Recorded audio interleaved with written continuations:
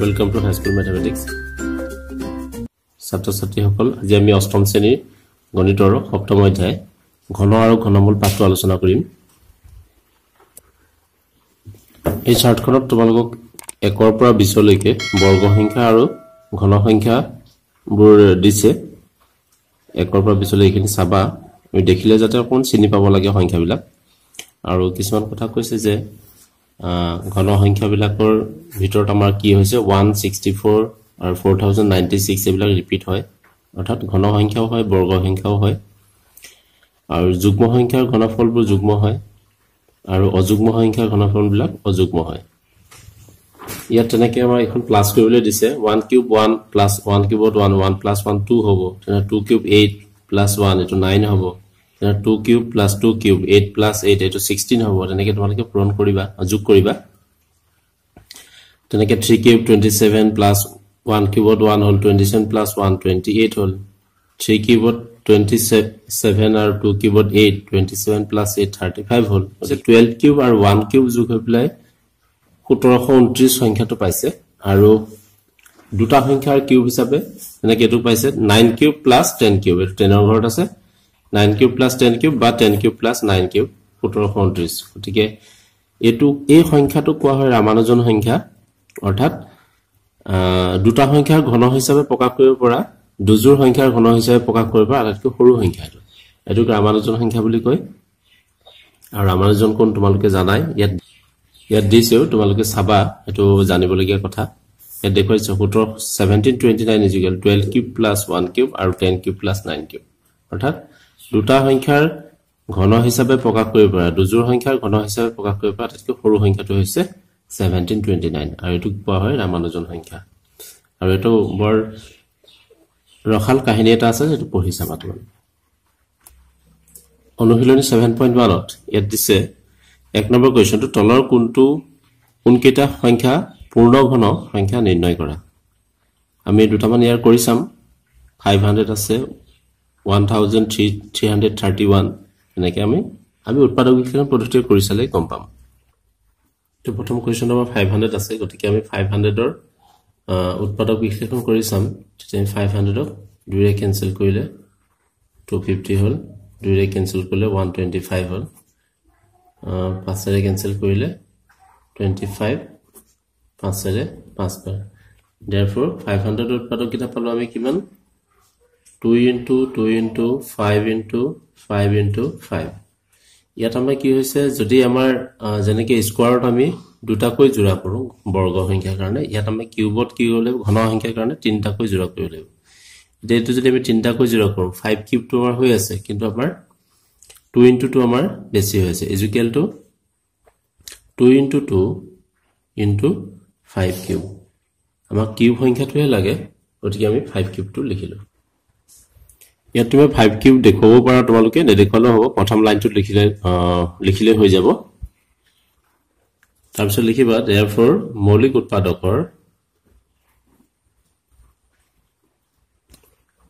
উৎপাদকৰ তিনিটাৰ গোট গঠন হোৱাৰ পাছত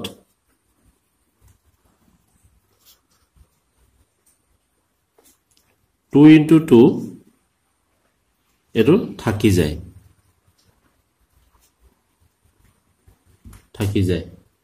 therefore 500 সংখ্যাটো পূৰ্ণ ঘন নহয়। therefore 500 সংখ্যাটো পূৰ্ণ ঘন নহয়। এটো যেতিয়া আমাৰ কি হ'ব, যেনেকৈ বৰ্গত আমাৰ দুটা দুটাকৈ গঠন হোৱাৰ পিছত যদি কোনোবা থাকি যায় নহ'ব, তেনে ঘনত আমাৰ তিনিটাকৈ গোট গঠন হোৱাৰ পিছত যদি কোনোবা বাকি থাকি যায় তেতিয়া আমাৰ নহ'ব। অৰ্থাৎ আমাৰ এতিয়া যদি 2 এটা থাকি পূৰণ হ'লে আমাৰ 2 3টা হৈ যাব, তেতিয়া আলটিমেটলি অৰ্থাৎ 2ৰে পূৰণ কৰিলে আমাৰ কি হ'ব, 500টো পূৰ্ণ ঘন হ'ব। 2 নম্বৰটো আছে 1331, গতিকে আমাৰ 1331 তাক আমি উৎপাদক বিশ্লেষণ কৰিলে এইটো 11ৰে যায়, 11 13 এবাৰ গ'ল, তাৰপিছত আমাৰ 23 হ'ল, 11 দুবাৰ গ'ল, তাৰপিছত আকৌ 1 যাব 11 আৰু 11 11 121। গতিকে আমাৰ 1 therefore 1331 is equal to 11 into 11 into 11 গতিকে তিনটাৰ গুট আমাৰ হৈ আছে 11 কিউব গতিকে এটো পূৰ্ণ ঘন হয় is equal to 11 cube therefore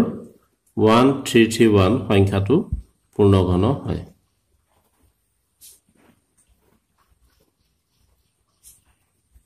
পূৰ্ণ ঘন হয় তেনেকৈ তোমালোকে এক নম্বৰৰ বাকি কিটা কৰিবা দুই নম্বৰ কোৱেশ্চন দিছে এটা ঘন সংখ্যা পাবলৈ আটাইতকৈ সৰু কি সংখ্যাৰ তলৰ সংখ্যাবোৰ পূৰণ কৰিব লাগিব গতিকে ইয়াৰ উৎপাদক বিশ্লেষণ কৰি আমি তিনটাকৈ আমি জোৰা কৰিম তিনটাকৈ আমি থুক গঠন কৰাৰ পিছত যেটো বাকি থাকি যায় তাত আমি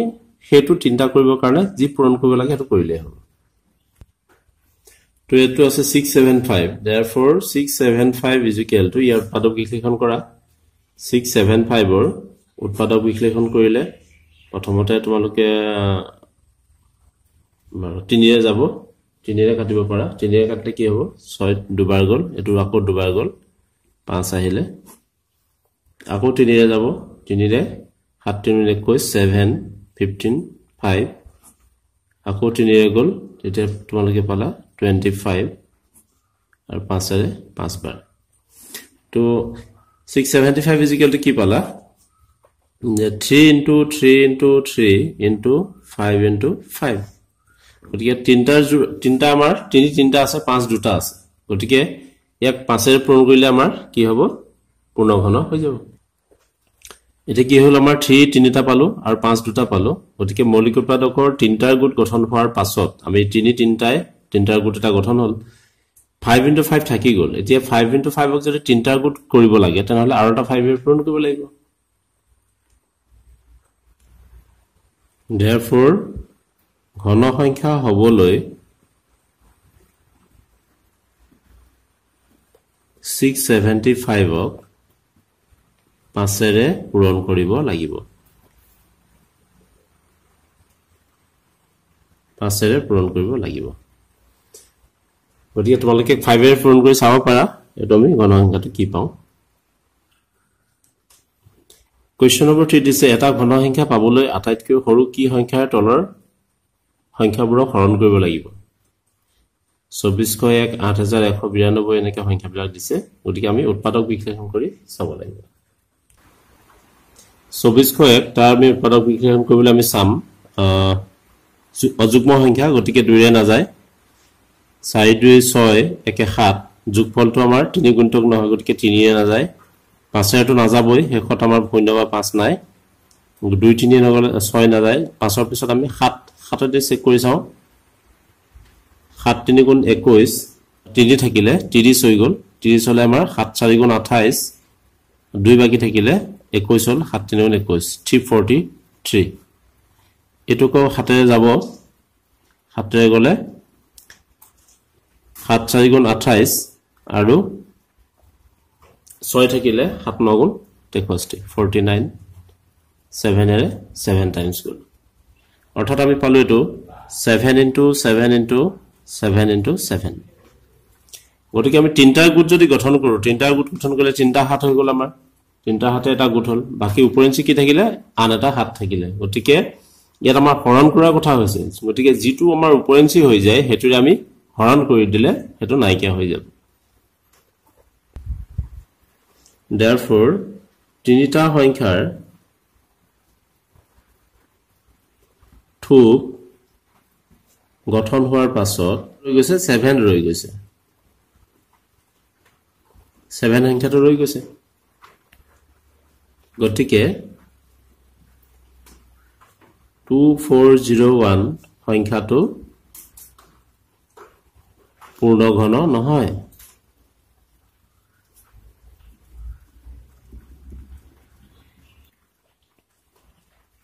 therefore সংখ্যাটো ঘন সংখ্যা হবলৈ কিমান 7 এৰে হৰণ কৰিব লাগিব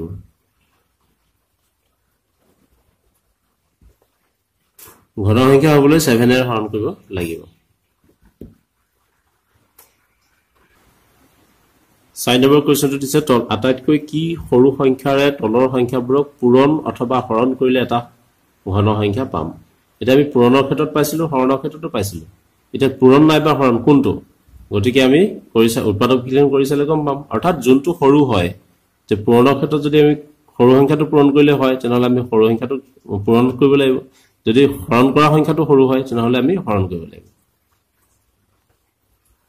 তো প্ৰথম কোৱেশ্চনটো 250 ৰ উৎপাদক বিশ্লেষণ কৰা 250 2 ৰে কাটিলে 125 5 ৰে যাব 25 5 ৰে 5 টাইমছ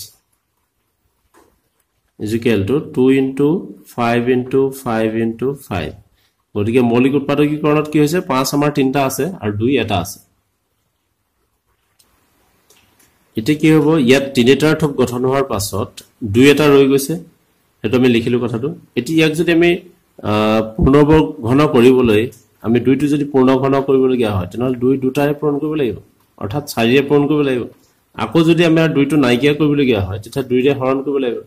গতিকে পূৰণ কৰিবলগীয়া সংখ্যাটো হৈছে 4 আৰু হৰণ কৰিবলগীয়া সংখ্যাটো হৈছে 2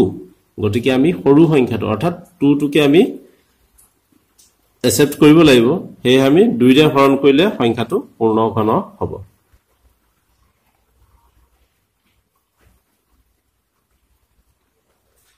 তিনটাৰ থুপ গঠন হোৱাৰ পিছত 5 into 5 বাকি থাকিলে গতিকে ইয়াত তিনটাৰ থুপ গঠন হোৱাৰ পাছত 5 into 5 ৰৈ গৈছে অৰ্থাৎ দুটা 5 ৰৈ গৈছে সেইটো তেনেকৈ লিখিব পাৰা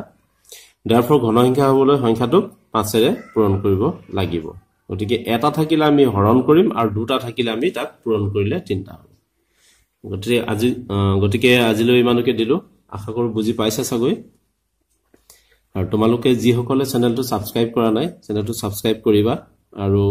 প্লেলিষ্ট দিয়া আছে প্লেলিষ্ট চাই পেলাই তোমালোকে প্লেলিষ্টৰ পৰা বাকি অংকখিনি ফলো কৰিবা আৰু চেনেল লিংকটো তোমালোকে ফ্ৰেণ্ডৰ মাজত শ্বেয়াৰ কৰিবা আজিলৈ ইমানকে দিলো ধন্যবাদ